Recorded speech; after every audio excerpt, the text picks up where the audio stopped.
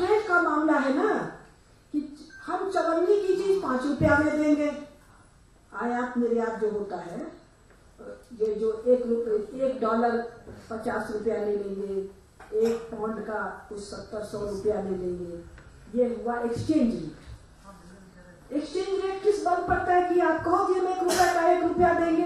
क्यों नहीं कह सकते हैं? मिलिट्री पावर कम है, उनकी बात नहीं मानेंगे तो वो चढ़ आएंगे आपके सिर पे। मिलिट्री पावर का दम है ना, तो इसका जवाब क्या है?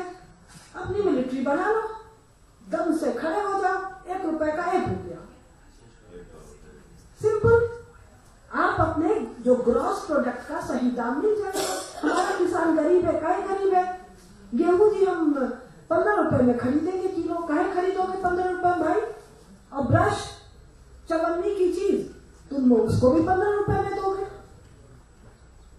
तो ये मामला क्या है, जिनको मैं भुनगा कहती हूँ, जो राज्य शक्ति और बाकी चीजें वो भुनगे तय करके अपने पॉकेट में थोड़ा सा रुपया डाल लेते हैं, ठीक से रुपया भी नहीं डालते हैं।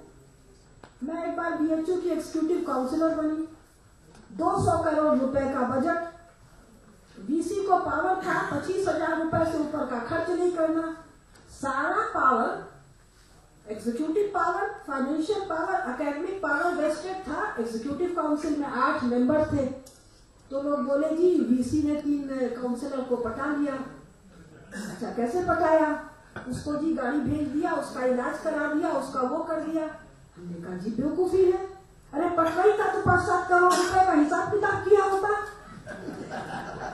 पटना ही था तो ये सब गाड़ी मोटर इलाज पानी आना जाना तो आपको यूं ही हो जाता है।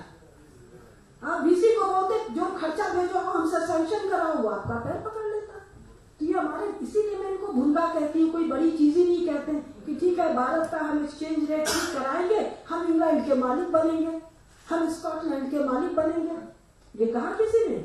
महारानी अहिल्याबाई ने कहा जब मुसलमानों से संधि की, गोवध नहीं होगा, भारत में जितने मंदिर हैं उनका जीर्णोद्धार होगा। ये कौन कहता है? छत्री।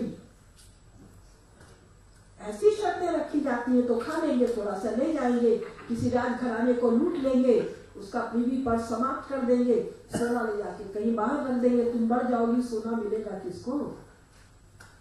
सोचने का सामर्थ्य के लिए बुद्धि में बल चाहिए। तो ये कई जगह लोग पूछते गाल बजाओगे, आपको मुशायरी का शौक है, आप मुशायरी कर लो, हम तो जी अपना गौरव ही गाएंगे। मित्रों, एक बार मैंने प्रदेश के शिक्षा मंत्री से पूछा था कि स्कूल में विद्यार्थी कितने घंटे होते हैं? 6 घंटे आमतौर पर भारत में, और टेलीविजन के सामने 6 घंटे से ज्यादा समय बिताते हैं। जैसे सरकारें शिक्षा के लिए, गोविंदाचार्य जी को मुझे पूरा यकीन इस पर काम करना होगा भविष्य में, कि जैसे शिक्षा पर सरकारें पैसा खर्च करती हैं, वैसा क्या हम पालक अल्टरनेटिव शिक्षा पर खर्च करने के लिए तैयार होंगे? इसलिए कि अब उसकी सारी शिक्षा का स्रोत टेलीविजन है, इंटरनेट है, सिनेमा है या दूसरे ऑडियो विजुअल मीडियम, जैसे कि बीबीसी या रेडियो हमारे देश में पहले हम लाइसेंस फीस के आधार पर चलाते थे। इसमें परिवारों की, व्यक्ति की, समाज की भागीदारी अब आनी पड़ी। इकोनॉमी, कल्चर, पॉलिटिक्स पर भी है, सोसाइटी पर भी है। पॉलिटिक्स में धीरे धीरे आर्थिक ताकतों का जोर बढ़ा है, देशी विदेशी घोटाले तो उसके कुछ कुछ घटनाएं ही केवल, उसकी गहराई हमको अभी जानना, किस किस को टारगेट बनाया जाए। तो डेमोक्रेसी ही विकृत होकर क्लेप्टोक्रेसी बन रही है, कॉकस तंत्र बन रहा है, कॉर्पोरेटोक्रेसी बन रही है, उद्योग घराने नीतियां बदल जा रहे हैं।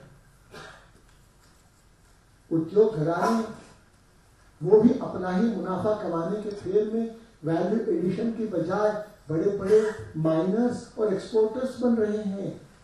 मैन्युफैक्चरर्स बनने की जहमत क्यों उठाई जाए? क्यों न चीन में सामान बनवा लिया जाए, यहां बेच दिया जाए? मित्रों, ये जो क्लेप्टोक्रेसी और कॉर्पोरेटोक्रेसी है, इसमें सभी प्रमुख राजनीतिक दल ग्रस्त हो गए हैं। राजनीतिक विकल्प खोजे तो सांपनाथ की जगह नागनाथ पर सुई अटक जाने का अंदेशा है। इसलिए आज चाहे वो मीडिया का क्षेत्र हो, चाहे वो बुद्धिजीवियों का क्षेत्र हो, चाहे वो राजनेताओं का क्षेत्र हो, धर्म सत्ता के बारे में बोलने को मैं अपने को अपात्र मानता हूं, इसलिए कुछ बोल नहीं रहा हूं।